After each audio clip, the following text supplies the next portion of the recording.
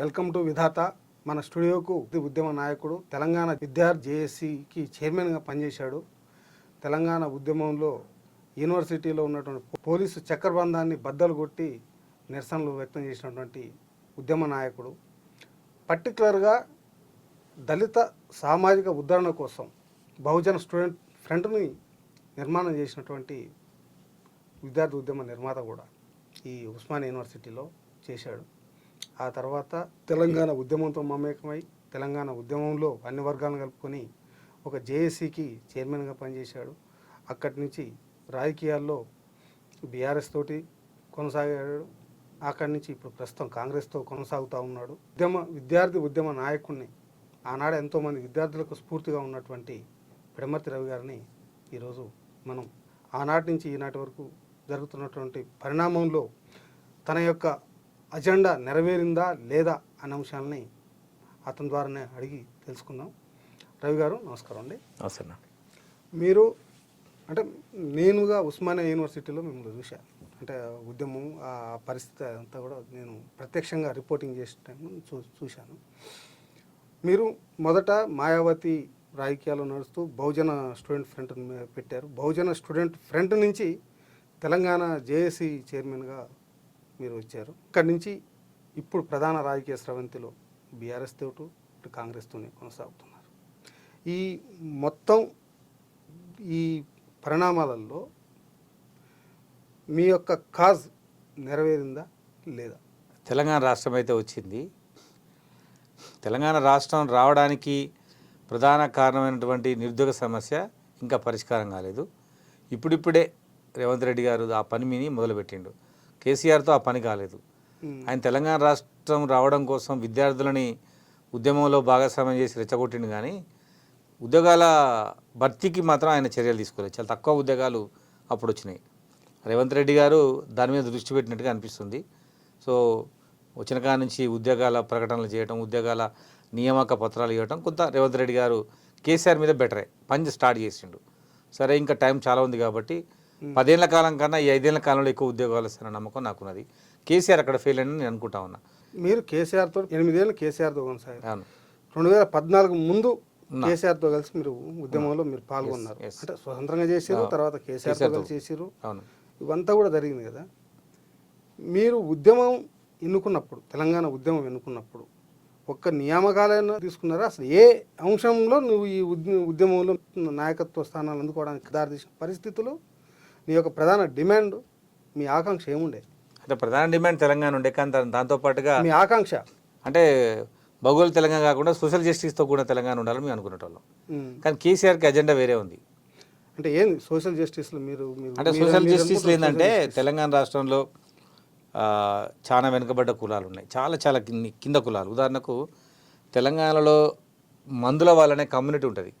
పందుల పెంపకం ద్వారా ఉంటారు. ఎరకల వాళ్ళు కూడా అదే పనిలో ఉంటారు. వాళ్లకు కూడా ఈ తెలంగాణలో భాగస్వామ్యం ఉండాలి. వాళ్లకు దాన్ని పరిశ్రమగా గుర్తించి పరిశ్రమలు ఏర్పాటు చేయాలని నేను కోరుకున్నట్టు. వడ్డేరే వాళ్లకు కాలువలు తీసే పని, ఒక వడ్డేరే స్త్రీ 8 నెలల కడుపుతోనున్నైనా ఆమె నీకు కాలువ కాడ పనిచేస్తుంది. వాళ్లకు కాంట్రాక్ట్లు ఇవ్వాలనేది మా కోరిక. అటువంటి తెలంగాణ రావాలనుకుంటే కేవలం కేసీఆర్ కుటుంబానికి మాత్రమే ఉపయోగపడే తెలంగాణ వచ్చిందని ఇప్పుడు అనుకుంటా ఉన్నా. అదే జరిగింది కూడా. తెలంగాణలో పెద్దగా ఆంధ్ర నుంచి విడిపోయిన భౌగోళిక తెలంగాణ కనిపించింది, కానీ మొత్తం సమూలంగా తెలంగాణ రాష్ట్రాన్ని మార్చే సోషల్ జస్టిస్ వైపు ఏమాత్రం అడుగులు పడలేదు. కేసీఆర్ కూడా పాత రోజులలో ఉన్నటువంటి పరిపాలన కూడా కనిపించింది, కానీ ఆయన ఉన్నటువంటి ఉద్యమం ఉన్నటువంటి స్ఫూర్తి, ఆనాడు చెప్పిన మాటలన్నీ కూడా విరుద్ధంగా ఉన్నాయి, పరిపాలనకు వచ్చినాయి. ఉదాహరణకు తెలంగాణ రాష్ట్రంలో దళితులు ముఖ్యమంత్రి చేస్తా అని చెప్పిండు. ఆయనే ముఖ్యమంత్రి అయ్యిండు. అది పెద్ద అబద్ధం. అది అట్లాంటి చాలా చేసిండు కేసీఆర్. ఉద్యోగాలు భర్తీ చేయాలంటే ఈ ఆధునిక కాలంలో గవర్నమెంట్ ఉద్యోగాలు భర్తీ చేయగలమా? అసలు అటువంటి పరిస్థితి ఉంటుందా అని చెప్పడం లేదు. ఉద్యమకారులకు పెన్షన్ అంటే నా దగ్గరనే 10 లక్షల మంది విద్యార్థులు ఉన్నారు కదా, పెన్షన్ ఎట్లా ఇవ్వాలని అనటం.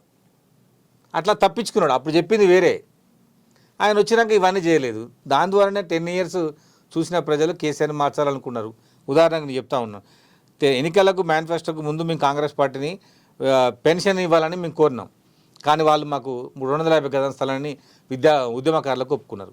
నీకు ఇవ్వాలనే జ్ఞానం ఉంటే ఎట్లయినా నన్ను చేయొచ్చు. అవును, టీఆర్ఎస్ పాలనలో ముఖ్యంగా దళితులకు సంబంధించి ఒక్కొక్క కుటుంబానికి 10 లక్షల రూపాయలు అసలు తిరిగి చెల్లించాల్సిన అవసరం లేకుండానే ఒక పథకాన్ని స్కీమ్ చేశాడు, దాన్ని గ్రౌండింగ్ కూడా చేశాడు. అది దళితులకు ఉపయోగం కాలేదా? దానివల్ల మీ దళితులకు ప్రయోజనం జరిగిందా లేదా? దళిత అంటే సమాజానికి అంటే నిజానికి మంచి పథకమే, కానీ దాని ఇంప్లిమెంటేషన్ ఏది? మేము హుజూరాబాద్ ఎన్నికలను దృష్టిలో పెట్టుకొని పెట్టిన పథకం ఈటల అందరిని ఓడగొట్టాలని హుజూరాబాద్లో ఇంప్లిమెంట్ చేసిండు. నిజంగా 118 నియోజకవర్గాల పరిస్థితి అన్ని కాన్స్టిట్యూన్సీలకు 100 అన్నాడు. ఒకసారి మాత్రమే ఇచ్చిండు, ఒకసారి మాత్రమే. కానీ అక్కడ ఒక నియోజకవర్గం 100 మంది అంటే ఒక నియోజకవర్గం 150 గ్రామాలు ఉంటాయి కదా మనవి. 150 గ్రామాలలో ఒక గ్రామానికి ఇస్తే 119 గ్రామాలు వ్యతిరేకం. ఒక విలేజ్లో 1000 మంది ఉంటే 100 మందికి ఇచ్చినావు కాబట్టి 900 మంది వ్యతిరేకం. ఒక ఊర్లో 100 మందికి ఇచ్చినావు కాబట్టి మిగతా కులాలన్నీ వ్యతిరేకం. అట్లా కేసీఆర్ నాశనం అయిపోయిండు. ఆ పథకము మంచిదైనా దాని రూపకల్పన బాగలేదు. దాన్ని 30 ఏళ్ల పాటు కొనసాగించేటట్టుగా రూపకల్పన చేసుకున్నాడు. అక్కడ ఏంటంటే వాళ్ళు నాకు దళిత బంధు రావాలనుకుంటారు, కానీ అందరికి దళిత బంధు రావాలని ఎవరు కోరుకుంటారు? అట్లా ఎవరికి రాకపోవడం, వేరే కులాలకు వాళ్ళకే రిజర్వేషనా, వాళ్ళకే ఉద్యోగాలు, మళ్ళీ వాళ్ళకే 10 లక్షలని వేరే కులాలు అనుకున్నాయి. అట్లా కేసీఆర్ దళిత బంధుతో నాశనం అయిపోయాడు. అయితే దళిత బంధు కన్నా దళితులకు 3 ఎకరాల భూమి అంతకుముందు ఇవ్వలేకపోయాడు. భూమి లేదు, దళితులకు డబుల్ బెడ్రూమ్ లేదు, దళితులకు రాజకీయ అవకాశాలు లేవు. అంతకు మించి దళితులకు విద్య లేదు. సోషల్ వెల్ఫేర్ రెసిడెన్షియల్ స్కూల్ పెట్టిండే కానీ అందులో వసతులు ఏమీ ఉండేది. ప్రతి నిత్యం ఆర్ఎస్ ప్రవీణ్ కుమార్ వసతుల గురించి మాట్లాడేవాడు. అట్లా ఇవి మౌలిక సదుపాయాలు, విద్యా వైద్యం దళితులకు ఇవ్వకుండా 10 లక్షలు ఇస్తా నాకు ఓట్లు ఏంటంటే వాళ్ళు పైసలు తీసుకున్నారు. హుజూరాబాద్లోనే కేసీఆర్ ఓటమి పాలేండు. సాక్షాత్తు ఏ ఉద్దేశంతో దళిత బంధు ప్రారంభించి హుజూరాబాద్లో పెట్టి అక్కడే ఓడిపోయాడు. అంటే కేసీఆర్ మీ దళితుల ఓటర్ని 10 లక్షలు పెట్టి కొనుక్కున్నానా మీ ఉద్దేశం? అంటే 10 లక్షలు ఇచ్చినా కూడా వేయలే కదా. అంటే అంటే 10 లక్షలు పెట్టి కొందామని చూసిండు, ఎవరు ఓటు వేయలేదు అక్కడ. అంటే మేము అమ్ముడు పోవని చెప్పారా మీరు? అవును, కేసీఆర్కి అయితే చెప్పారు అమ్ముడు పోమని. అది ఇంప్లిమెంట్ చేయలేని పథకము. అది ఎట్లా అంటే ఒక నియోజకవర్గానికి 30,000 కోట్లు 20,000 కోట్ల దాకా ఖర్చు అయినా కావచ్చు, కానీ అది ఒక సంవత్సరానికి సంబంధించిన బడ్జెట్ పెట్టగలిగిండు. అంతా తీసుకొచ్చి ఆడ పెట్టిండు. అట్లా ఎన్ని ఏళ్ల పాటు పెట్టగలడు. ఇప్పుడు ఒక విషయం చెప్పారు, ఆర్ఎస్ ప్రవీణ్ కుమార్ గారు రెసిడెన్షియల్ స్కూళ్ళల్లో వసతుల కోసం అనేక సార్లు కేసీఆర్తో ఘర్షణ పడ్డాడు, గొడవ పడ్డాడు, మాట్లాడాడు అని చెప్పారు. కానీ అదే ప్రవీణ్ కుమార్ గారు తిరిగి బీఆర్ఎస్లో చేరాడు. ఎందుకు అంటే నేను అనుకుంటున్నాను ఏంటంటే అతను కేసీఆర్ బాగా చేశాడు, ఆయన ప్రజలు ఓడించారు, నేను కేసీఆర్తోనే ఉంటున్నా అని చెప్పి మళ్ళీ తను బీఎస్పీలోకి పోయి బీఎస్పీ అధ్యక్ష పదవి తీసుకొని రాజీనామా చేసిండు, వచ్చిండు, చేరిండు. అయితే ప్రవీణ్ కుమార్ అంటే తెలంగాణ సమాజానికి ఇష్టమే. సో ఒక ఆఫీసర్గా ఆ సమాజం నుంచి వచ్చిన వ్యక్తి, ఇతర విద్యార్థులకు ఇన్స్పిరేషన్గా అంతా ఇష్టమే. ఆ తర్వాత ఆయన రాజీనామా చేసి బీఎస్పీ రావడానికి కూడా బహుజన సమాజం కూడా హర్షించింది. ఇప్పుడు ఆయన పోవడాన్ని ఏంటంటే పోయినందుకు కూడా బాధ కాదు, కేసీఆర్ వీకెస్ట్ మూమెంట్ ఇది. కేసీఆర్ పతనం అనేది పతాక స్థాయికి చేరిపోయింది. అక్కడ ఈయన పోయి నిలబడడానికి తెలంగాణ సమాజం అంటే టాలరేట్ చేయట్లేదు. ఎట్లా అంటే ఈయనను మేము వద్దనుకుంటే ఈయన పోయి ఆయన నిలబడేదని, అంతే తప్పించి వేరే ఉద్దేశం లేదు ప్రవీణ్ కుమార్ మీద. ప్రవీణ్ కుమార్ పార్టీ మారినందుకు ఆయన రాజకీయ ఇష్టం, ఆయన ఇష్టం. బహుజన సమాజ్ పార్టీ విడడానికి కూడా కేసీఆర్ దగ్గర వసతుల కోసం ప్రవీణ్ కుమార్ కొట్లాడిన అన్నావు. అవును. అయితే కేసీఆర్ నిజంగానే కొట్లాడిన వాడైతే ఇవాళ అదే కేసీఆర్ని ఎట్లా ప్రేమించిండు? నీ దళిత రాజకీయ అవకాశం కోసం, తను ఎంపీ కావడం కోసం, రాజకీయాలలో స్థిరపడడం కోసం కేసీఆర్ దగ్గరికి వెళ్ళిండు. గెలిచే వాతావరణం లేదు. అదే జనాలు ఏమనుకుంటున్నారంటే ప్రవీణ్ కుమార్ తీసుకున్న నిర్ణయాన్ని ఎవరు విభేదించట్లే, కేసీఆర్ దగ్గర పోవడాన్ని జనాలు ఓర్చుకోలేకపోతారు. ఎందుకంటే అయిపోయి ఆయన దగ్గర పోయి ఈయన పడ్డాడు దాన్ని, అంతే. మీరు బీఆర్ఎస్ పార్టీలో ఉన్నప్పుడు షెడ్యూల్ కులాల అభివృద్ధి సంస్థకు చైర్మన్ని చేశాడు. మీరు ఆ చైర్మన్గా షెడ్యూల్ కులాలకు అంటే నీ సామాజిక వర్గానికి మీరు ఏం చేశారు, ఏం చేయలేకపోయారు ఆ పదవిలో? అంటే నేనేమనుకున్నా అంటే నేను చేసిన ఏంటంటే 3 ఎకరాల భూమి నాకు సంబంధించి అప్పచెప్పిండ్రు. 4 ఏళ్ల కాలంలో 5,000 మందికి 15,000 ఎకరాలు ఇప్పించిన, 1,00,000 మందికి లోన్లు ఇప్పించిన, ఒక 10,000 మంది కనుక వాళ్ళకు ట్రైనింగ్ ఇప్పించినాం. నేను చేయాలనుకుంది ఏంటంటే ఉద్యమకారులు అయితే ఎవరు దళితులు ఉన్నారో వాళ్ళందరూ కూడా 12 లక్షల రూపాయల లోన్ ఉండేది, అది ఇప్పించాలని అనుకున్నా. కానీ ఆనాడు కొంతమంది కడియం శ్రీయర్ గారు వాళ్ళు ఉండి దానికి అడ్డుపడ్డారు. చైర్మన్గా నాకు అవకాశం ఇవ్వకుండా సర్పంచ్ నుంచే ఎన్నిక జరగాలని చూసింది, దానివల్ల నేను ఆ పని చేయలేకపోయినా. చేసినవి చేయలేనిది ఇది. అంటే ఒక రీసెర్చ్ స్కాలర్ విద్యార్థిగా నువ్వు సమాజంలో ఉన్నటువంటి అసమానతల్ని, అంటే అసమానతల నుంచే వచ్చావు, అసమానతల మీద నువ్వు స్టడీ చేసినావు. నీకున్నటువంటి ఈ 4 సంవత్సరాల అవకాశంలో, ఆ 4 సంవత్సరాల్లో అసమానతల రూపు మాపడం కోసం నీ వైపు నుంచి జరిగినటువంటి కృషి ఏమిటి? అంటే నేను అంటే అవకాశాన్ని అదే ఇచ్చిన అవకాశం కొత్తగా ఏంటంటే యువతకు వీళ్ళంతా ఈ లోన్లు ఇచ్చినంత కూడా 10th క్లాస్ ఫెయిల్ అయినా పాస్ అయిన బ్యాచ్కే పీజీ అయిన వాళ్ళు పిహెచ్డీ వాళ్ళకి లోన్లు ఇవ్వరు. అది వాళ్ళు పెట్టుకున్నా కానీ ఎక్కువ గ్రామీణ ప్రాంతాల్లో ఉన్నటువంటి ఉపాధి లేని యువతకే ఇందులో అవకాశాలు. అయితే వాళ్లకు నేను వచ్చినప్పుడు 6 లక్షల రూపాయలు యూనిట్ కాస్ట్ ఉండే, దాన్ని 10-12 వరకు తీసుకుపోగలిగిన. తర్వాత బడ్జెట్ 140 కోట్ల వరకు ఉండే, దాన్ని 200 కోట్ల వరకు పెంచగలిగిన. నేను చేద్దాం అనుకుంది ఏంటంటే చాలా ప్రాంతాల్లో ప్రతి నియోజకవర్గంలో 100 మంది యువకుల్ని ఒక బ్యాచ్ చేసి వాళ్ళందరికీ కూడా పాల డైరీలు పెట్టాలనుకున్నా. అది వర్కౌట్ కాలేదు. సో మనం నియోజకవర్గానికి 250-300 మందికి ఇస్తాం. సో దాన్ని కుదించి 100 మందికి అంటే ఆ ప్రాజెక్టు పని కాలేదు. 2-3 చోట్ల పైలట్ ప్రాజెక్ట్ కింద చూసినాం, అవి కూడా సక్సెస్ కాలేదు. టైం అయిపోయింది, ఎలక్షన్లు వచ్చినాయి. మీరు పోటీ చేయడానికి అవకాశం ఇచ్చాడు, సరే గెలుపు ఓటమి అనేది వేరే విషయం. అక్కడి నుంచి కార్పొరేషన్ చైర్మన్ ఇచ్చారు, బాగానే ఉన్నాయి. తిరిగి బీఆర్ఎస్ పార్టీ కేసీఆర్కు మీరు ఎందుకు దూరం కావాల్సి వచ్చింది? అంటే ఈ అంశాలని విభేదించి మీరు దూరం అయ్యారు, కారణం ఏంటి?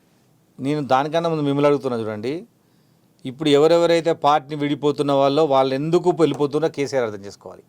నేను కేసీఆర్ దగ్గర నుంచి వెళ్ళిపోయినప్పుడు కేసీఆర్ ముఖ్యమంత్రి, ఇవాళ వెళ్ళిపోతున్న అందరూ కూడా కేసీఆర్ ముఖ్యమంత్రి పోయినాక, అధికారం పోయినాక వెళ్ళిపోయినారు. నేను కేసీఆర్కి ఎప్పుడూ దూరం అయిపోయినా, అధికారం ఉన్నప్పుడే దూరం అయిపోయినా, వీళ్ళ అధికారం లేనప్పుడు దూరం అయిపోయినా. అధికారం ఎందుకు పోయినా అంటే 2018 ఎన్నికల్లో నేను ఓడిపోయినాక నా ప్లేస్లో ఒక సమైక్యవాదిని, జై తెలంగాణ అనరాని వ్యక్తిని నేను ఓడిపోతే తీసుకొచ్చి పెట్టుకున్నాడు. ఇవాళ ఎవరైతే ఆనాడు తెచ్చిపెట్టుకున్నారో వాళ్ళందరూ కూడా వాళ్ళు వెళ్ళిపోతున్నారు, వాళ్ళంతా అవకాశవాదులు. కేసీఆర్ ముఖ్యమంత్రి అయింది కాబట్టి పార్టీలోకి వచ్చిండ్రు, టీఆర్ఎస్ పార్టీ అధికారంలోకి వచ్చిండ్రు. ఇవాళ టీఆర్ఎస్ పార్టీ అధికారం లేదు, మొత్తం వెళ్ళిపోతారు మూట కట్టుకుని, ఒక 1 by 1 మొత్తం ఆనాడు వచ్చిన వాళ్ళు. నాలాంటి వాళ్ళని తయారు చేసుకోకుండా ఎవరైతే ఎమ్మెల్యే గెలిచిండ్రో, ఎవరైతే అవకాశవాదులో వాళ్ళని తెచ్చుకున్నాడు, వాళ్ళంతా వాళ్ళు వెళ్ళిపోతుండ్రు. ఇవాళ బాలక సుమన్ లాగా, గాదర్ కిషోర్ లాగా నాయకత్వాన్ని తయారు చేసుకుంటే అందరు నిలబడి పార్టీని బతికించుకునేటోళ్ళు. మీరేం చేసిండ్రు? ఎవరైతే రెడీమేడ్ ఉన్న వాళ్ళని తెచ్చుకున్నారు, పెట్టుకున్నారు. ఆ రెడీమేడ్ పీపులే మళ్ళీ ఇప్పుడు కాంగ్రెస్ పార్టీ అధికారం ఉంటే కాంగ్రెస్ పార్టీలోకి పోతుండ్రు. ఉద్యమకారులను వదిలేసిండు, రాజకీయ నాయకులను ముందు పెట్టిండు, వాళ్ళకే మంత్రి పదవులు ఇచ్చిండు. వాళ్ళు ఇవాళ ఎవ్వరు లేరు. అది మాలాంటి వాళ్ళని తయారు చేసుకోలేకపోయింది కేసీఆర్. తెలంగాణ సమాజానికి కింది కులాలకు సంబంధించిన ఈ కులాల కాంబినేషన్ని తెలంగాణ సమాజానికి చూపించలేకపోయిండు. కొద్దిమంది రాజకీయ నాయకులని ఎవరైతే గెలిచిండ్రో, పెద్ద కులాలు ఉన్నాయో, డబ్బు ఉందో వాళ్ళని తీసుకొని ముందు పెట్టిండ్రు. వాళ్ళే ఇవాళ కేసీఆర్ వదిలిపెట్టిపోతూ ఉన్నారు. ఆనాడు తీసుకోవడానికి కేవలం నిన్ను ఓడగొట్టిన అతన్ని పార్టీలో చేర్చుకున్నందుకేనా, లేదు నీ సామాజిక వర్గానికి నువ్వు అనుకున్నటువంటి దళితులైతేంది, గిరిజనులైతేంది, బడుగు బలైన వర్గాలకి చేయాలనుకున్నది అక్కడ అమలు జరగడం లేదని బయటపడ్డావా, లేదు నాకు పర్సనల్గా అన్యాయం జరిగిందని బయటపడ్డావా? అంటే దానికన్నా ముందు మీరు చూడండి, తెలంగాణ రాష్ట్ర ఉద్యమం జరిగేటప్పుడు ఈ కులాల సమస్య ఉంటే అవన్నీ ఉద్యమ స్థాయిలో ఉంటే వాళ్ళందరినీ వాటిని వదిలిపెట్టి ఆపండి, మన రేపు తెలంగాణ రాష్ట్రం వచ్చినాక వాటిని పరిష్కారం చేసుకుందామని తెలంగాణ ఉద్యమ నాయకత్వం అంతా చెప్పేది. ఆ తర్వాత వాటి గురించి పట్టించుకున్న పాపన పోలేదు. 2, నేను ఓడిపోయినా అప్పుడు 88 సీట్లు వచ్చినాయి ఆయనకు. 88 సీట్లు వచ్చినాక ఇంకా తెలంగాణ గవర్నమెంట్కు ఇంకా సభ్యులు అవసరం లేదు. అయినప్పటికీ కూడా దురాశకు లోనై ఆయన 12 మంది తీసుకొచ్చుకున్నాడు. ఆ 12 మందిలో 3 ఎలక్షన్లో 11 మంది ఓడిపోయారు. అది నాకు చెప్పలే కనీసం ఒక మాట, రవి ఎట్లా ఇగో పలానాథం తెచ్చుకుంటున్నాం, నీది నీకు చేస్తాం అని ఒక మాట చెప్పలేకపోయాడు. నేను పోయి కలిసి అడిగి ఏ పదవి అడిగినా చదువుకున్నా కాబట్టి పబ్లిక్ సర్వీస్ కమిషన్లో మెంబర్ అడిగిన. నాకు నేను చైర్మన్ అడగలేదు, ఎమ్మెల్యే టికెట్ అడగలేదు. నేను రాజకీయంగా ఉండడం కోసం, బతకడం కోసం అని చిన్న చైర్మన్ అడిగితే 4 సంవత్సరాల తర్వాత ఇప్పుడు రేవంత్ రెడ్డి గారు వచ్చినాక పాల్వాయి రజనీ కుమార్ తోటి ఆ పోస్ట్ నింపిండ్రు.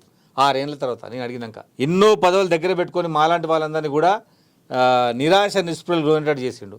అందుకోసం మేము చాలామంది ఇప్పుడు పోతారు పార్టీ పెట్టి. నేను ఎప్పుడో 2 years బ్యాక్ కేసీఆర్కి దూరం అయిపోయినా. 2022 డిసెంబర్ 14 తారీఖు బీఆర్ఎస్ పార్టీ ఢిల్లీలో ఓపెనింగ్ అయిన రోజు వచ్చేసిన బయటికి నేను.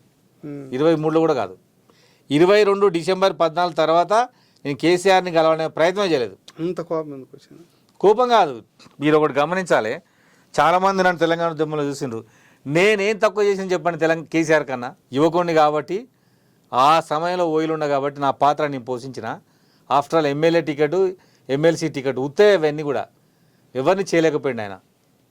కానీ కొడుకుని బిడ్డ ఓడిపోతే ఎమ్మెల్సీని చేసిండు. కొడుకుకి రాజకీయ అవకాశాలు ఎన్నో ఇచ్చిండు. కేకే మహేందర్ రెడ్డిని చంపి.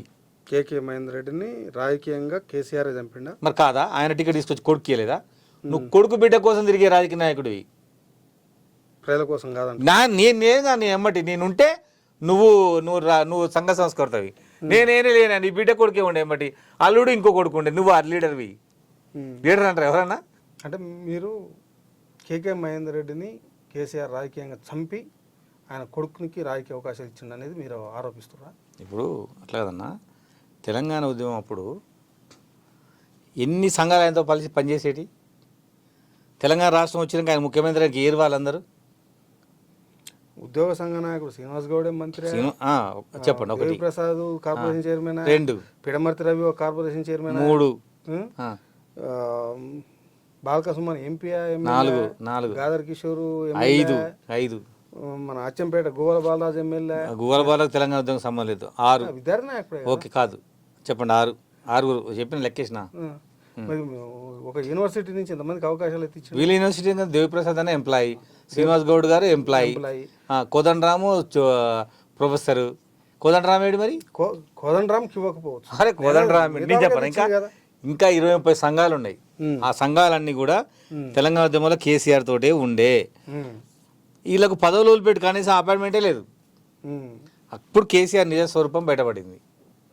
తెలంగాణ కోసం, తన కులాన్ని అధికారం తీసుకురావడం కోసం తెలంగాణ అనే పదార్థాన్ని ముందు పెట్టి అధికారంలోకి వచ్చిండు. అది అయిపోయినాక తెలంగాణ పక్కకు నెట్టి తన నిజ స్వరూపాన్ని చూపించిండు. అందుకోసం జనాలందరూ దూరం అయిపోయారు. ఈరోజు మీరు తిరిగి కాంగ్రెస్లోకి వచ్చి, కాంగ్రెస్ మీరు అనుకున్నటువంటి ఈ వర్గాలన్నింటికీ న్యాయం చేస్తుంది అనేటువంటి భరోసా మీకు ఉందా, ఇచ్చిందా?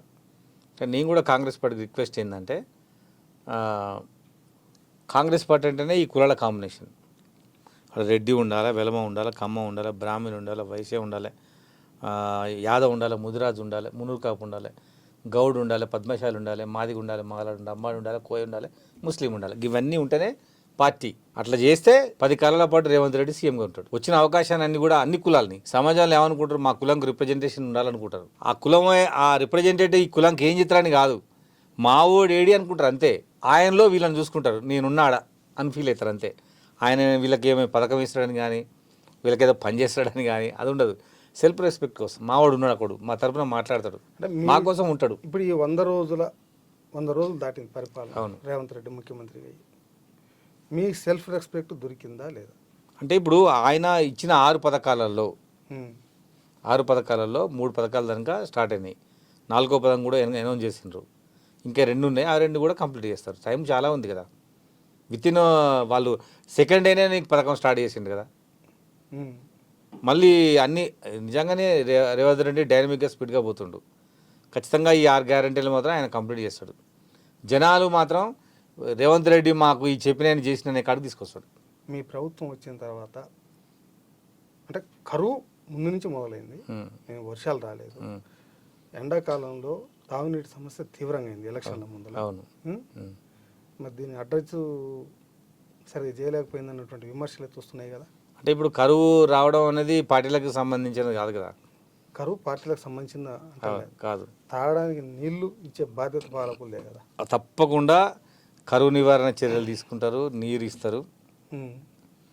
అవరికి ముందు నమస్తే తెలంగాణనే చెప్పిండ్రు ఏమని, ఈ ఏడాది వర్షపాతం తక్కువగా ఉంటుంది, కరువు వస్తుంది, నీటి కటకట అవుతుందని వాళ్ళే చెప్పిండ్రు. వాళ్ళ నివేదికల ఆధారంగానే చెప్పిండ్రు. సో గవర్నమెంట్ చర్యలు తీసుకోకుండా ఎట్లుంటుంది, ఖచ్చితంగా చర్య తీసుకుంటుంది. 100% దాన్ని పరిష్కారం చేస్తారు. పరిష్కారం చేస్తాం. ప్రజల నమ్మకాన్ని సొరగ ఉంటుందని మీరు చెప్తారు. 100%. మీరు పూర్తి మెజార్టీతో మీ పార్టీ గెలిచింది. అవును, 64 సీట్లు వచ్చినాయి. అవును. మీరు బీఆర్ఎస్ నుంచి ఓ 26 మంది ఎమ్మెల్యేలు మీ పార్టీలో తీసుకుంటారనే ప్రచారం జరుగుతుంది. నిజమా కాదా? కాకపోతే ఇప్పటికే 3-4 తీసుకున్నారు. మీకు అంటే మీ కాంగ్రెస్ పార్టీకిను టీఆర్ఎస్ పార్టీకి ఈ విషయంలో తేడా ఏముంది? అదంతా కేసీఆర్ చెప్పిందే కదా. కేసీఆర్ కాంగ్రెస్ పార్టీని లేకుండా చేయాలని చేసిండు. అంటే మీ పార్టీ కక్ష కట్టిందా కేసీఆర్ని లేకుండా చేయాలి రాష్ట్రంలో? రాజకీయ పార్టీల ఉద్దేశం అది. ఇంకో పార్టీని లేకుండా చేయడమే ఇంకో రాజకీయ పార్టీ యొక్క ఉద్దేశం ఉంటుంది. ఆ పార్టీ లేకపోతేనే ఈ పార్టీ ఉంటుంది. ఖచ్చితంగా తెలంగాణలో కేసీఆర్ లేకుండా చేస్తారు. అంటే కేసీఆర్ కాంగ్రెస్ పార్టీని లేకుండా చేయాలనుకుంటే ఆయన ఓడిపోయాడు. అవును. మీరు కూడా కేసీఆర్ లేకుండా చేయాలని చెప్పి మరి కేసీఆర్ని గెలిపిస్తారా? కేసీఆర్ని గెలిపించే అవకాశం ఉంటుంది. అసలు ఆ పార్టీ ఉండదు కదా. ఇక తెలంగాణ రాష్ట్రంలో ఈ లోక్సభ ఎన్నికల తర్వాత టీఆర్ఎస్ పార్టీ అడ్రస్సే ఉండదు. కేసీఆర్ కూడా అదే మాట అన్నాడు. ఏంటంటే రాష్ట్రంలో కాంగ్రెస్ పార్టీ ఏం లేదు, మాకు బీజేపీకే పోటీ, కాంగ్రెస్ పార్టీ ఎక్కడ ఉంది, కాంగ్రెస్ పార్టీ ఓడిసిన కథ సరే లేదని చెప్పి అన్న తర్వాత ఏం జరిగింది? 2023 ఎన్నికలు వచ్చినాయి. కాంగ్రెస్ పార్టీ 65 సీట్లు గెలుచుకుంది, అధికారంలోకి వచ్చింది. కేసీఆర్ పోద్ది పోలే. ఇవాళ మీరు 26 మంది తీసుకుంటా అంటారు, కక్ష సాధింపు చర్య చేస్తూ ఉంటారు. కేసీఆర్ని లేకుండా చేయడం మా ఏకైక లక్ష్యం ఉంటుంది. సాధ్యం ఒక్క రాజకీయ పార్టీ ఇంకొక రాజకీయ పార్టీని లేకుండా చేయడం అనేది సాధ్యమైద్దా? అంటే రాజకీయ పార్టీని ఏమి చేయలేకపోవచ్చు, కానీ ఎమ్మెల్యేలు మాత్రం చేయొచ్చు. కానీ నా రిక్వెస్ట్ ఏంటంటే రేవంత్ రెడ్డి గారికి, మనం టీఆర్ఎస్ పార్టీ ఎమ్మెల్యేలను తీసుకోవద్దు, అవసరం లేదు మనకు. ఎందుకంటే మళ్ళీ మనకు అదే అపవాదం వస్తుంది. కాబట్టి మనం విధాత మీడియా తరపు నుంచి చెప్తున్నా, మనం ఎట్టి పరిస్థితులను తీసుకోవద్దు వాళ్ళని. ఇప్పుడు ఈ 65 సీట్లు కాకుండా మిగతా 55 సీట్లలో 50 సీట్లు మనమే గెలుస్తాం. 24లో 30 సగం గెలిగేస్తాం. 80 సీట్లు గెలుస్తాం మనం వాళ్ళని తీసుకోకపోతే. కాబట్టి నా రిక్వెస్ట్ కూడా ఏంటంటే వాళ్ళని తీసుకోవద్దు. కేసీఆర్ పందోలో మనం నడవద్దు. ఆయన చేసినటువంటి పనులు మనం తెలంగాణలో చేయొద్దు. తెలంగాణకు సరికొత్త రాజకీయాన్ని చూపించాలి. అంటే ఆ సరికొత్త రాజకీయం అనేది ఎలా ఉండాలంటే ఎమ్మెల్యేలను తీసుకోవద్దు. ఆడ ఓడిపోయిన వాళ్ళతోటే మనం పని చేయించాలా, వాళ్ళని వచ్చే ఎన్నికల్లో క్యాండిడేట్గా వాళ్ళని ఎక్స్పోజ్ చేయాలి, వాళ్ళని గెలిపించుకోవాలి. గతంలో కేసీఆర్ చేసిండు 12 మంది తీసుకుంటే 11 మంది ఓడిపోయారు. మనం 20 మంది తీసుకుంటే 10 మంది ఓడిపోతారు కదా. మనకెందుకు కదంతా? అదే 55 సీట్లు ఉన్నాయి ఇంకా గెలవని సీట్లు, అందులో మనం 50 సీట్లు గెలిచినట్టుగా ప్లాన్ చేసుకున్నాం. ఇవాళ పార్లమెంట్ ఎన్నికల్లో దళితులకు కాంగ్రెస్ పార్టీ న్యాయపరమైనటువంటి వాటా ప్రకారంగా సీట్లు ఇవ్వలేదన్న ఒక విమర్శ కూడా ఉంది మాదిగలకి. దాని మీద మీ అభిప్రాయం? అంటే ఇప్పుడు ముందుగా ఏంటంటే తెలంగాణ రాష్ట్రంలో మొదటిసారిగా మాదిగలకు పార్లమెంట్ సీటు ఇవ్వలేదు కాంగ్రెస్ పార్టీ. దాని మీద పెద్ద ఎత్తున మేము ఉద్యమం చేసినాం. ఏఐసీసీకి పోయినాం, పీసీసీకి పోయినాం. ఎప్పుడైతే పెద్దపల్లి, నాగర్ కర్నూలు, మాలలకు అనౌన్స్ చేసినారో మేము పెద్ద ఎత్తున దాని మీద ఫైట్ చేసినాం. తర్వాత కూడా వరంగల్ కంటోన్మెంట్ కూడా మాదిగలకు ఇవ్వలేదు. సో మేము దాని మీద చాలా బాధపడ్డాం. ముఖ్యమంత్రి గారిని కలుస్తాం. పెద్దపల్లి కంటోన్మెంట్ మార్చమని మేము ప్రయత్నం చేస్తున్నాం, మార్చడం కోసం తిరుగుతున్నాం. మార్చికి మాకు ఇవ్వాలని మేము ముఖ్యమంత్రి గారిని కోరుతా ఉన్నాం. ఎందుకంటే నిజానికి తెలంగాణ రాష్ట్రంలో రేవంత్ రెడ్డి గారికి, రెడ్డిస్కి తెలిసినంతగా మాదిగల గురించి ఎవరికి ఎక్కువ తెలియదు. ఎందుకంటే వాళ్ళ రైతులు, వాళ్ళ దగ్గర పనిచేసే వాళ్ళు, వాళ్ళకి బాగా అనుబంధం ఉంటుంది, తెలుసు వాళ్ళకి మాదిగల స్థితిగతుల గురించి. కాబట్టి మార్చమని ప్రయత్నం చేస్తున్నాను. ఆయన ఎన్నోసార్లు చెప్పిండు, మాదిగలకు నేనే చేస్తా, మాదిగలకు నేనే ఉన్నా, నాకన్నా ఎవరు ఎక్కువ తెలుసు వాళ్ళకు అని మాట్లాడుతుంది. కాబట్టి ఆ విధంగా మాకు న్యాయం చేయమని రేవంత్ రెడ్డి గారిని కోరుతుంది. అంటే టికెట్ ఇవ్వకపోయినా ఇంకో రూపంలో న్యాయం చేయమన్నాడు. ఇప్పుడు రాజ్యసభ ఉన్నది, రాజ్యసభలు ఉన్నాయి, ఎమ్మెల్సీలు ఉన్నాయి, పీసీసీ ఉంది, చైర్మన్లు ఉన్నాయి. మాకు ఇవ్వమనండి 10. ఇప్పుడు నువ్వు రాజ్యసభ అడుగుతున్నావా, పీసీసీ అడుగుతున్నావా? పార్టీని ఏమి ఇస్తే తీసుకుంటాం. పీసీసీ ప్రెసిడెంట్ నేను అడగలేను, ఎందుకంటే పార్టీలో నాకు ప్రాథమిక సభ్యత్వమే ఉంది. సో నేను పీసీసీకి ఎలిజిబుల్ కాదు. ఇప్పుడు విద్యార్థి ఉద్యమ నాయకుడు పిడమర్తి రవికి ఏ సీటు కావాలి? కానీ మామూలుగా అయితే విద్యార్థి ఉద్యమంలో ఉన్నప్పుడు పార్లమెంట్ సభ్యుడిగా కావాలని నాకు కోరికుండే. సరే, అప్పుడు సీఎం కేసీఆర్ నాకు సత్తుపల్లి ఇచ్చిండు. కాంగ్రెస్ పార్టీ నన్ను భవిష్యత్తులో మంచి స్థానంలో అయితే కూర్చోబెడతారు. రేవంత్ రెడ్డి గారు ఇచ్చిన మాట, శ్రీనివాస్ రెడ్డి గారు చెప్పిన మాట ఖచ్చితంగా వాళ్ళు అమలు చేస్తారు. నాకు మంచి అవకాశం వస్తుంది.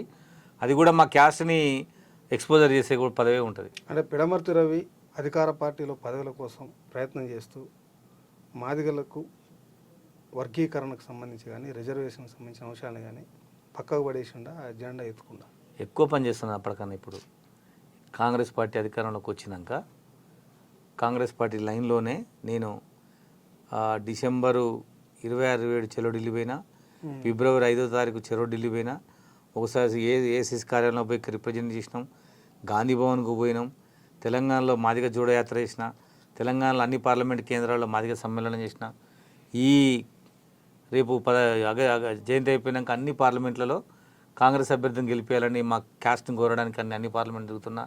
రేపు పార్లమెంట్ అభ్యర్థులు మొత్తం డిసైడ్ అయ్యి నామినేషన్ వేసినాక 1 తారీఖు నుంచి 13 తారీఖు వరకు అన్ని పార్లమెంట్లో తిరిగి వస్తారు రథం వేసుకొని కాంగ్రెస్ పార్టీని గెలిపేయాలని. కాంగ్రెస్ పార్టీని గెలిపియాలని మాదిగల రిజర్వేషన్లు కావాలని కాంగ్రెస్ పార్టీకి మాదిగల ఓట్లు వేయాలి. ఎందుకంటే మీరు ఇందాక అన్నట్టుగా మాదిగలకు సీట్లు ఇవ్వలేదు కానీ మీరు అన్నారు, అది మాకు బాగా బాధ కలిగించింది, నష్టమే. కానీ మా సీట్ల కన్నా బీజేపీ తెలంగాణలో సీట్లు రావడం అనేది ఇంకా ప్రమాదం. అయితే వర్గీకరణ ఉద్యమానికి నాకే లైసెన్స్ ఉందని చేసినటువంటి మందకృష్ణ మాదిగ ఏ మాట కామాట ఎస్సీ వర్గీకరణ అనే వరకు మందకృష్ణ మాదిగ గారు మాదిగ గారు గుర్తొస్తారు. ఇవాళ ఆయనే మోడీ నాకు మా మాదిగలకు న్యాయం చేస్తాడు అని చెప్పి మరి మోడీని కౌగలించుకున్నారు మరి భరోసాతోటి. మరి ఇవాళ మీకే భరోసా వచ్చింది, మరి ఆయనకు ఒక భరోసా వచ్చిందా నాకు వర్గీకరణ చేస్తాడు, మరి మీకు వచ్చిందా? ఆ మాట మోడీ అనాలి కదా. కృష్ణమాదిగ అంటుండే అట్లా కాదు, మేము చదువుకున్న వాళ్ళం. కృష్ణమాదిగతో ఉండే బ్యాచ్కి అంతా చదువురాని బ్యాచ్. వాళ్ళు వర్గీకరణ ఉద్యమం చేస్తున్నాం కానీ చదువురాను వాళ్ళందరూ కూడా మేము చదువచ్చిన వాళ్ళం. నేనేమడుతున్నానంటే ఆ మాటే మోడీ చెప్తే, మోడీ ధృతరాష్ట్ర కౌగిలేది, ఆ మాటే మోడీ వర్గీకరణ నేను చేస్తున్నాను చెప్పాలి. మీరు ఉద్యమం చేస్తురుగా, మీకు నేను సహకరిస్తా అంటుండు. అన్నం పెట్టాల్సిన ఆయననే అన్నం వండుతాను అంటాడు. పార్లమెంట్లో చట్టం చేయగలిగినటువంటి నాయకుడు. ఒక్క బీజేపీకే 300 పైచిలకు స్థానాలు ఉన్నాయి. ఆయన చట్టం చేస్తే కాదు ఏది లేదు. ఉదాహరణకు మొన్ననే సిఏఏ చట్టం చేసిండ్రు, ఈబీసీలకు 10% ఇచ్చిండ్రు, 370 ఆర్టికల్ రద్దు చేసిండ్రు, ఆర్టికల్ 44ను సవరించిండ్రు, జమ్మూ కాశ్మీర్ 2 రాష్ట్రాలు చేసిండ్రు. ఇవన్నీ భారతదేశం ఎందుకు రిజర్వేషన్ చేయట్లేదు ఆయన? అదే ఇష్టం లేదు మా మీద. ఎందుకు చెప్పనా, బేసికల్గా బీజేపీ పార్టీ రిజర్వేషన్ల వ్యతిరేక పార్టీ. ఆ పార్టీ వాళ్ళ సిద్ధాంతమే రిజర్వేషన్ రద్దు చేయాలని భారతదేశంలో ఏర్పడ్డ పార్టీ బీజేపీ పార్టీ. ఆ పార్టీ రేపు అధికారంలోకి వస్తే రిజర్వేషన్ రద్దు చేస్తుంది. ఆ రిజర్వేషన్ రద్దు చేసే పార్టీ వితిన్ ద రిజర్వేషన్ వర్గీకరణ రెడీ చేస్తుంది. నిజంగా చేయాలనుకుంటే మోడీ వచ్చినప్పుడు నవంబర్ కన్నా ముందు సికింద్రాబాద్ పీరియడ్ గ్రౌండ్లో మీటింగ్ అయింది కృష్ణమాదిగ నాయకత్వంలో. అప్పుడే ఆ తర్వాత ఇక్కడ అసెంబ్లీ ఎలక్షన్స్కి వచ్చింది కదా, పార్లమెంట్ 2 సమావేశాలు అయినాయి. డిసెంబర్ 26-27 సమావేశం అయింది, ఫిబ్రవరి 5-6 తారీఖు అయింది. ఈ రెండింటిలో చట్టం చేసి ఆయన వర్గీకరణని చట్టబద్ధ చేసి ఓట్లకు రావాల్సి ఉండే. నేను సింపుల్ లాజిక్ చెప్తున్నా వినండి అన్న. ఇప్పుడు నిజానికి మోడీ రామాలయం కట్టిండు. రామాలయం కట్టి ఓట్లు అడుగుతుండా? కట్టే కదా అడుగుతుంది. మరి వర్గీకరణ చేసి అడగాలి కదా. మాకో రూలు దానికో రూలా, గుడికో రూలా? ఆయన గుడి కట్టిండు, దేశవ్యాప్తంగా చెప్తుండు నేను రాముని గుడి కట్టినా నాకు ఓట్లేయండి అని. రాముని గుడి కట్టినా తలంబరాలు పంపించిన తలంబరాలు తీసుకొని ఓట్లేయండి అన్నాడు. మంచిదే, నీ కూడా ఓకే, ఆయన అనుకున్న దాన్ని కట్టి చేసింది ఓకే. మరి మా వర్గీకరణ కూడా చేస్తే బాగుండు కదా. వాళ్ళకేం గుడి కట్టించి ఓట్లేయమంటాడు, మాకు మాత్రం ఉత్తైన ఓట్లేయమంటాడు. అంటే ఈ అమాయకమైన జనాలు అనమాట ఓట్లు అడిగేటోళ్ళు. నిజానికి మోడీకి చిత్తశుద్ధి అయితే 2 పార్లమెంట్ సమావేశాల్లో బిల్లు పెట్టి ఇంకోటి ఏం చెప్తున్నారంటే మాదిగ సమాజానికి మోడీకి వర్గీకరణకు సంబంధం లేదు, ఇది కృష్ణమాదిగ నాయకత్వంలో వచ్చే వర్గీకరణ కాదు, సుప్రీంకోర్టులో తీర్పు ద్వారా వచ్చేది. ఇది సుప్రీంకోర్టులో తీర్పు రిజర్వ్ అయి ఉంది. సుప్రీంకోర్టు తీర్పు వచ్చినాక ఇది ఉద్యమానికిను మోడీకి ఏం సంబంధం చెప్పండి. ఈ కేసు మీద పోయిన వాళ్ళు పంజాబ్ హర్యానా రాష్ట్రానికి సంబంధించిన వాళ్ళు. ఎందుకంటే ఈ బిల్లు మీద సుప్రీంకోర్టు తీర్పు ద్వారా ఏబీసీని కొట్టేసారు. కొట్టేసినా అప్పటి వరకు పంజాబ్లో హర్యానాలో జరుగుతున్నటువంటి ఏబిసిడి అమలు ఆగిపోయింది. వాళ్ళు సుప్రీంకోర్టు ఫుల్ బెంచ్కి వచ్చిండ్రు. తెలంగాణ ఆంధ్రకు సంబంధించినటువంటి నాయకులు ఇంప్లీట్ అయినరు. ఇది తెలంగాణ ఆంధ్రకు సంబంధం లేని కేసు. రేపు సుప్రీంకోర్టు తీర్పు రిజర్వ్ అయితే, సుప్రీంకోర్టు తీర్పు వస్తే పంజాబ్ హర్యానాతో పాటు ఆంధ్రప్రదేశ్ తెలంగాణలో కూడా చేసుకోవచ్చు అనే తీర్పు వస్తే ఇందులో రాజకీయ పార్టీలకు ఉద్యమానికి ఏం సంబంధం చెప్పండి మీరు. ఆ తీర్పుకు రిజర్వ్ ఎన్నాళ్ళు అవుతుంది? 2-3 నెలలు అవుతుంది. 2-3 నెలలు. అవును. బిఫోర్ వస్తే కనుక సుప్రీంకోర్టు తీర్పు ఈ ఎలక్షన్లకు ముందే రావచ్చు అని నేను అనుకుంటున్నాను. ఎందుకంటే మళ్ళీ ఓట్లాడాలి కదా. సుప్రీంకోర్టు తీర్పు ఏమని వస్తుంది? వర్గీకరణ ఉద్యమము కరెక్టే, ఈ సామాజిక న్యాయంలో భాగము, మాదిగలకు అది దక్కాల్సిందే అంటారు. కానీ తెలంగాణలో మాదిగలకు నష్టం జరుగుతుంది. ఆ తీర్పు పట్టినే వస్తే అందుకోసం కృష్ణమాదిగ ఉద్యమాన్ని మేము టెక్నికల్గా విభేదిస్తున్నాం. తెలంగాణ రాష్ట్రంలో మాదిగల పర్సంటేజ్ 12, ఆయన అడుగుతుంది 7. రేపు సుప్రీంకోర్టు తీర్పు వచ్చేది 7% మీదనే. 7%. మరి 7% వస్తే మాకేం లాభం? 1994లో పెట్టే డిమాండ్కు 3 దశాబ్దాల తర్వాత గదే ఉంటుందన్న. అందుకోసం దాని జనాభా దామాష ప్రకారం ముఖ్యమంత్రి గారు రేపు కులగణన చెప్పిండు. ఆ కులగణన ప్రకారం తెలంగాణ మేము ఎంత ఉంటే అంత పర్సెంటేజ్ ఇవ్వాలి. ఇంకోటి కృష్ణమది గారికి నేను విజ్ఞప్తి ఏం చేస్తున్నా అంటే, మీరు దయచేసి బీజేపీకి ఓట్లైన నినాదాన్ని విరమించుకోండి. రేపు సుప్రీంకోర్టు తీర్పు వచ్చినాక ఆ రాష్ట్రము తెలంగాణ రాష్ట్రం ఇంప్లిమెంట్ చేయాలి. ఇక్కడ బంతి ఎవరు కోర్టుకు పోద్ది? రేవంత్ రెడ్డి గారు కోర్టుకు పోద్ది. మరి రేవంత్ రెడ్డి గారు ఎందుకు చేస్తాడు? మరి నువ్వు ఓట్లేమో బీజేపీకి ఏమన్నావు, ఇక్కడ రేవంత్ రెడ్డి గారు ముఖ్యమంత్రి ఉన్నాడు.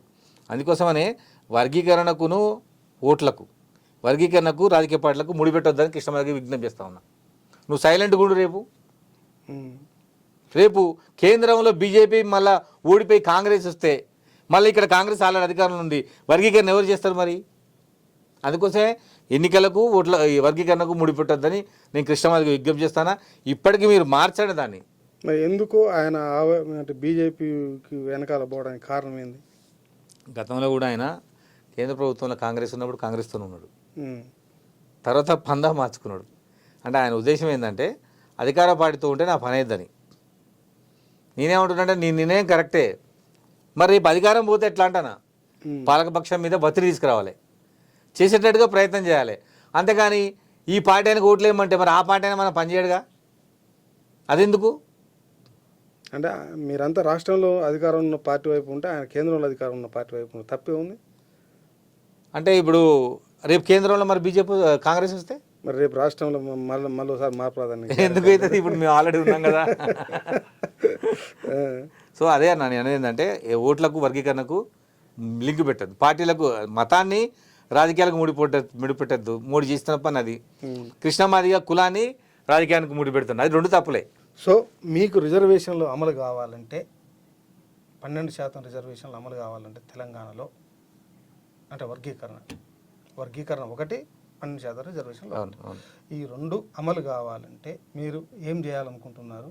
అంటే ఇప్పుడు రేవంత్ రెడ్డి గారు ముఖ్యమంత్రి కావాలని మాదిగ సమాజం కోరుకుంది. ఎందుకంటే కేసీఆర్ అన్యాయం చేసిన భావించారు, రేవంత్ రెడ్డి గారికి అవకాశం ఇచ్చిండు. ఇప్పుడు అసెంబ్లీ సీట్లు మాకు 10 ఇచ్చిండు. తర్వాత ఇప్పుడు పార్లమెంట్ సీట్లు మాకు రాలేదు. పార్లమెంట్ సీట్ రానందుకు మేము చాలా బాధలో ఉన్నాం.